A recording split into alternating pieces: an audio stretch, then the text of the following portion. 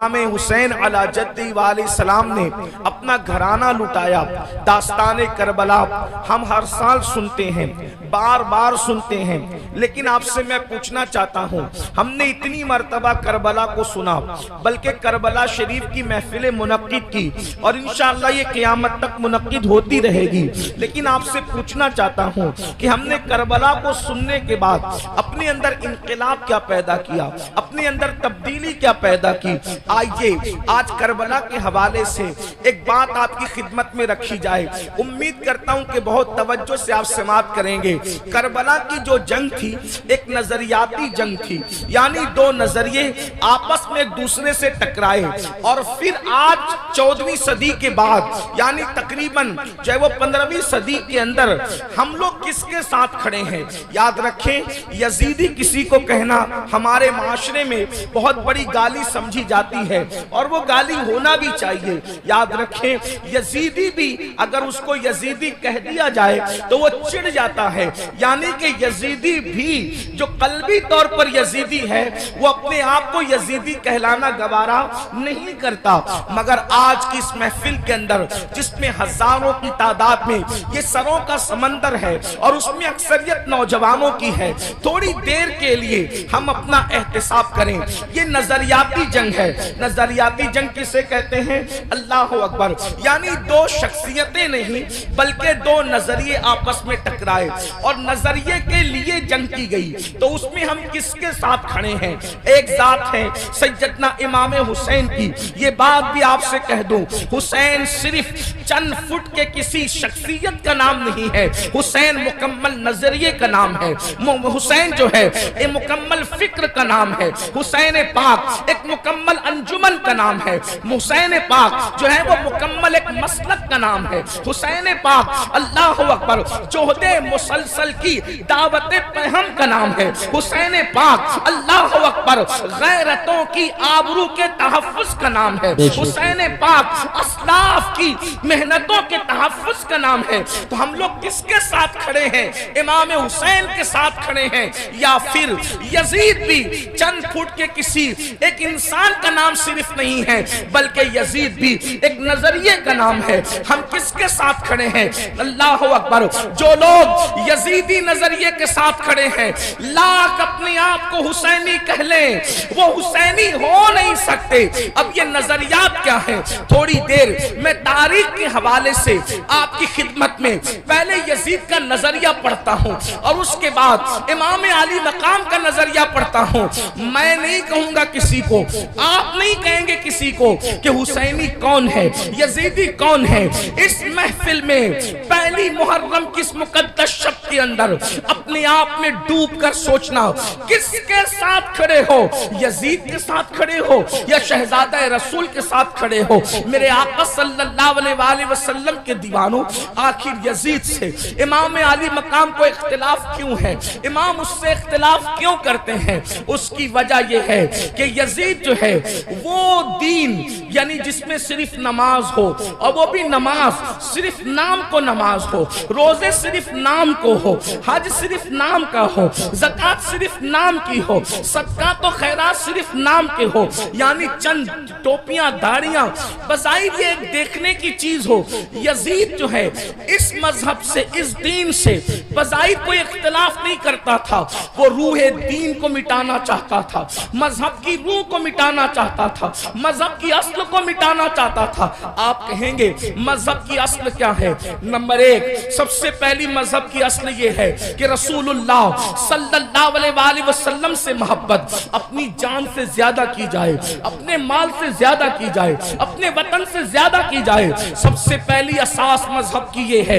اقبال نے کہا تھا یہ فاقہ کش کہ موت سے ڈرتا نہیں ذرا، روح محمد اس کے بدن سے نکال دو، فکر عرب کو دے کے فرنگی تخیلات اسلام کو حجاز و یمن سے نکال دو.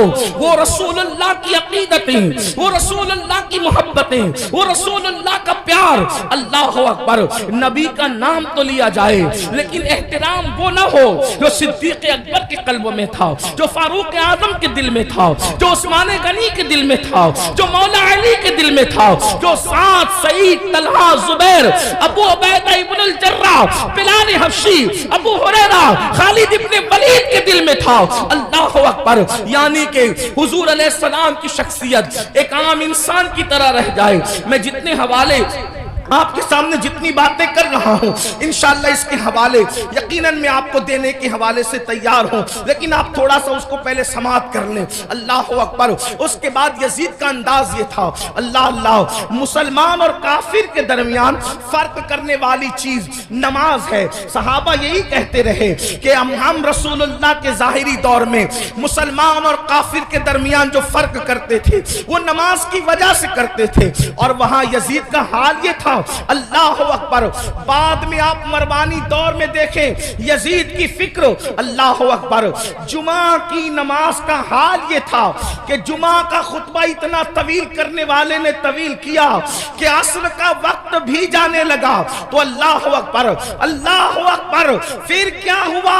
حضرت سیدنا عبداللہ ابن عمر جیسی ہستیوں نے ٹوکا تو اللہ اکبر، کہنے والے نے کہا کہ میں یہ چاہتا ہوں کہ آپ کے گردن کا بوجھ جو آپ کے جسم پر ہے اس کو ختم کر دیا جائے۔ میرے آقا علیہ الصلوۃ والتسلیم کے پیارے دیوانوں، اسی طریقے سے آپ دیکھیں یعنی کہ دین بدلنا، دین کا نام لے کر دین بدلنا، وہ دین جس میں نماز نہ ہو یعنی روح نماز، وہ دین جس کے اندر اللہ اکبر نشے کی مکمل طور پر کوئی رکاوٹ نہ ہو بلکہ نشہ کیا جاتا ہو۔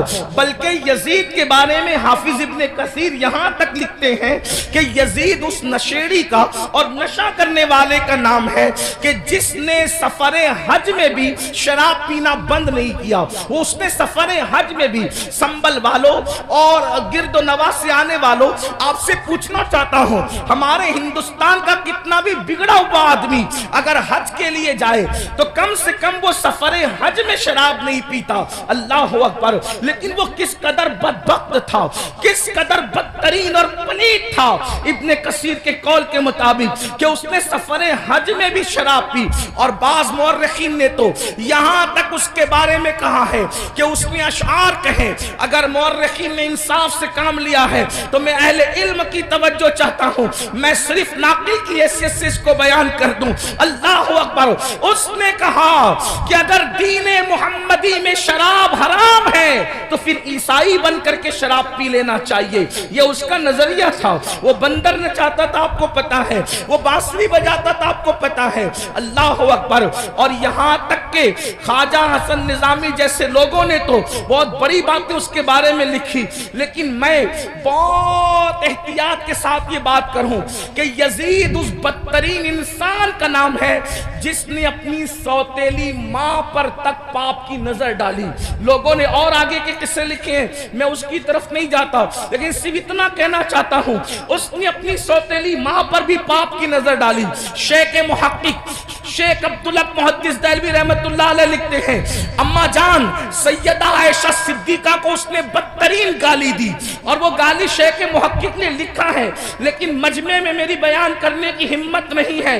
واللہ وہ سیدہ عائشہ صدیقہ جس کے بستر پہ قرآن نازل ہوتا ہو، وہ سیدہ عائشہ صدیقہ جس پہ تہمت لگتی ہو، تو اللہ جس کی برات کا اعلان کرتا ہے، جس کی عصمت کا اعلان کرتا ہے، جس کی شان و عظمت کا اعلان کرتا ہے، سورۃ النور کی آیتیں جس کی طہارت کی گواہی دیتی نظر آتی ہو، میرے امام کہتے ہیں شمع دل مشکاۃ تن سینہ زجاجہ نور کا، تیری سیرت کے لیے آیا ہے سورہ نور کا۔ اللہ اکبر۔ وہ اتنی گندی گالی دی ہے اس کا ذکر نہیں کیا جا سکتا۔ یہ یزید تھا۔ اب آپ سے پوچھنا چاہتا ہوں، اللہ اکبر، یزید کے یہاں باپ کا کوئی احترام نہ تھا، اس لیے کہ ابن کثیر کو آپ اٹھا کر کے پڑھیں تو وہ اپنے والد سے دور دور ہی رہا، بلکہ وہ یہود اور نصارہ کے ماحول میں رہا۔ کتوں سے محبت کرنا، بندروں سے محبت کرنا، بانسری کا معاملہ، یہ ساری چیزیں، اور پھر اس کے بعد اس کے اکثر دوست جو تھے وہ یہود و نصارہ تھے۔ میرے آقا علیہ السلام کے پیارے دیوانوں، اب ایسا شخص جو ہے وہ کرسی پر، وہ بھی کون سی کرسی، وہ بھی کون سا تخت، وہ بھی کون سی منزل، وہ بھی کون سا مقام جس مقام پر افضل البشر بعد الانبیاء بالتحقیق صدیق اکبر بیٹھ چکے تھے، اس کرسی پہ وہ بیٹھ رہا تھا۔ اگر امام اس کو قبول کرتے تو لوگ یہ سمجھتے کہ جو رنگ صدیق اکبر کا ہے وہی رنگ یزید کا ہے۔ اللہ اکبر! یعنی کس قدر جو ہے وہ دین کے اندر فتنہ ہوتا، رکھنا ہوتا، کس طرح جو ہے وہ دین کا کی شکل بگڑ جاتی۔ جس کرسی پہ فاروق اعظم بیٹھ چکے تھے اسی کرسی پہ وہ بیٹھنا چاہتا تھا، یعنی مومنوں کا خلیفہ، مومنوں کا امیر کہلانا چاہتا تھا۔ امام عرش مقام امام حسین رضی اللہ تبارک و تعالیٰ عنہ نے اس کی مخالفت فرمائی، اور مخالفت فرما کر ایک مکمل نظریہ پیش کیا۔ علی اکبر جیسا جوان خاک و خون میں تڑپتا ہوا دیکھا جائے گا، علی اصغر جیسا شہزادہ کربلا کی زمین پر دفن ہوتا ہوا دیکھا جائے گا۔ سکینہ کے چہرے پر تماچے لگتے ہیں، حسین اس کو برداشت کر لیں گے، بیویوں کے دوپٹے چھینتے ہیں، حسین پاک کو وہ برداشت ہو جائے گا، لیکن اللہ اکبر، اللہ کے دین کو بدلا جائے، خدا کے دین کے اندر جو روح ہے اس کو مردہ کرنے کی کوشش کی جائے، امام نے اس کو گوارا نہ فرمایا اور سب لٹایا جو آپ داستان کربلا میں سنتے ہیں۔ آپ سے پوچھنا چاہتا ہوں اب ہم کس کے ساتھ کھڑے ہیں؟ میں جلدی جلدی اپنی گفتگو کو آگے کی طرف لے جاؤں۔ یزید کے یہاں زنا کوئی عیب نہیں تھا، اور امام حسین کے یہاں زنا کا نام سن کر بھی بدن کے رونگٹے کھڑے ہوتے ہیں کہ کیا لوگ ایسا گناہ بھی کر سکتے ہیں جسے زنا کہتے ہیں۔ آپ سے پوچھنا چاہتا ہوں اگر آج کوئی زنا کے اڈے کی طرف جا رہا ہے اور اس کے ماتھے پر بل بھی نہیں ہے اور وہ بے حیائی اور بدی میں ڈوبا ہے تو آپ سے پوچھنا چاہتا ہوں وہ نظریاتی طور پر کس کے ساتھ کھڑا ہے؟ امام حسین کے ساتھ کھڑا ہے یا پھر یزید کے ساتھ کھڑا ہے؟ بڑی معذرت کے ساتھ اگر برا لگے تو معاف